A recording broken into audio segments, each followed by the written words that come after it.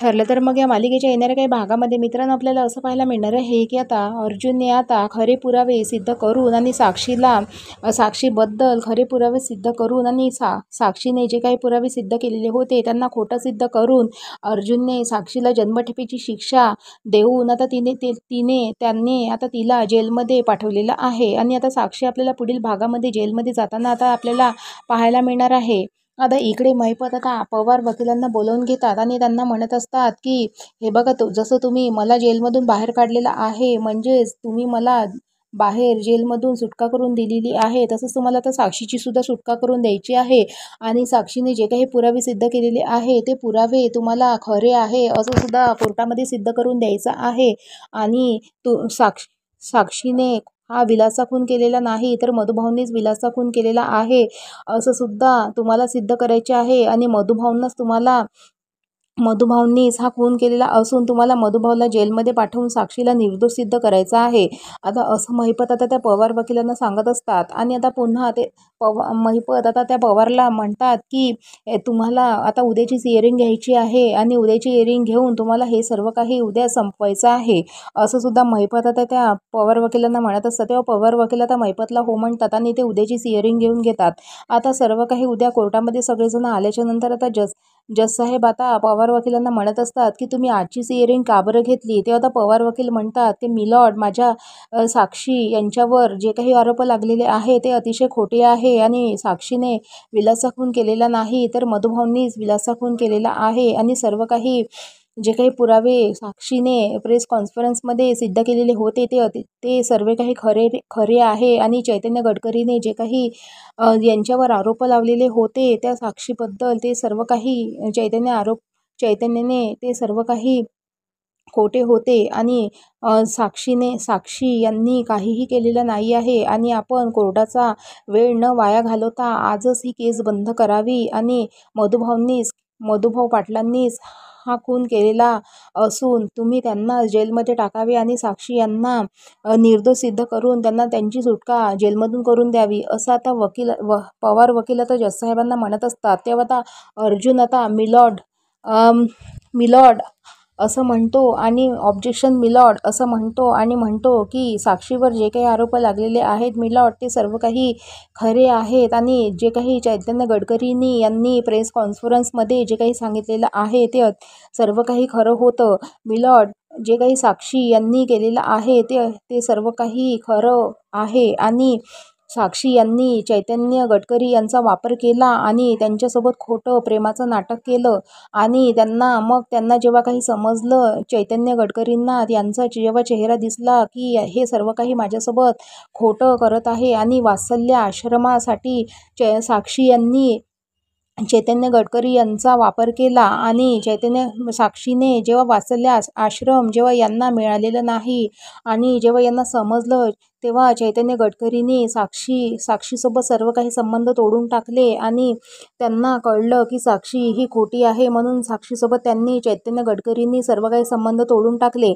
आणि पुन्हा माझा एक फ्रेंड होता कुणाल नावाचा, त्यांनी कुणालसोबत सुद्धा साक्षी यांनी खोटं प्रेमाचं नाटक करून त्या कुणालने सुद्धा आत्महत्या केलेली होती. आणि साक्षीमुळेच त्यांनी आत्महत्या करून केलेली होती. आणि साक्षी ही सर्व याची जिम्मेदार आहे. आणि पुन्हा आता ते म्हणत असतात, आता अर्जुन म्हणत असतात की साक्षीला जे काही आरोप लागलेले आहे ते सर्व काही आरोप हे खरे आहेत आणि साक्षीलाच तुम्ही जेलमध्ये टाकावे आणि मधुभाऊंनी काहीही केलेलं नाही असं आता अर्जुन आता कोर्टामध्ये सिद्ध करून दाखवते. आता अर्जुनसुद्धा म्हणत असते की माझ्याजवळ पुन्हा साक्षीबद्दल एक पुरावा आहे आणि मी त्यांना तुमची परवानगी असेल तर मी त्यांना जेलमध्ये कोर्टामध्ये बोलवून घेण्याची तुम्ही परवानगी देत असाल तर मी बोलवून घेतो.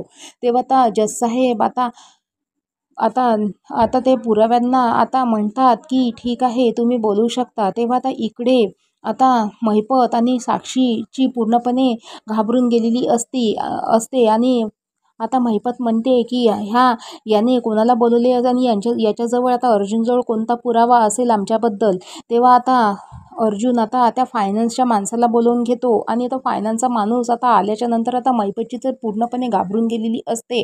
आणि आता मैपत म्हणतो की हा माकड इथे कसा काय आला, आणि या माकडाने जर कोर्टामध्ये सर्व काही सत्य सांगितलं तर आपला भांडा पूर्णपणे फुटून जाईल आणि आता साक्षी पूर्णपणे जेलामध्ये जाईल आणि आणि तिला जन्मठेपेची शिक्षा तर होणारच, त्यासोबत मी पण जेलमध्ये जाणार, असं आता मैपत पूर्णपणे घाबरून गेलेला असतो. इकडे नागराज आणि साक्षीची सुद्धा पूर्णपणे आता घाबरून गेलेली असते. तेव्हा आता अर्जुन आता त्या फायनान्सच्या लोकाला कोर्टामध्ये सादर करतो आणि आता तो फायनान्सचा माणूस आता आता जज साहेबांना म्हणत असतो, मिलॉर्ड, मी तुम्हाला सर्व काही सत्य सांगते आणि आता साक्षीने सर्व काही केलेलं आहे आणि साक्षीनेच मधुभाऊंचा खूनसुद्धा केलेला आहे. आणि जेव्हा साक्षीने जे काही वात्सल्य आश्रमामध्ये साक्षी गेलेली होती तेव्हा आता साक्षीला वात्सल्य आश्रम हे त्यांचे पेपर पाहिजे होते आणि पेपर पाहिजे नसताना जेव्हा साक्षीला पेपर ते मिळालेले नाही तेव्हा मैपतने सर्व काही आता हे करून विलासला पेपर चोरण्यासाठी वात्सल्य आश्रमामध्ये पाठवलेलं होतं. तेव्हा आता मधुभाऊ तिथेच होते आणि साक्षीसुद्धा तिथेच होती आणि मधुभाऊ आणि विलासच्या मध्ये झटापट झाली आणि झटापट होऊन आता साक्षीजवळ बंदूक होती आणि ती बंदूक आता तिने मधुभाऊंवर तिचा निशाणा होता आणि तिने आता म्हटलं की मधुभाऊंवर निशाणा आता लागतोच, तेव्हा पण न चुकून तो निशाणा विलासवर लागला आणि विलासचा खून झाला साक्षीच्या हाताने, असं आता अर्जुन आता कोर्टामध्ये सिद्ध करतो.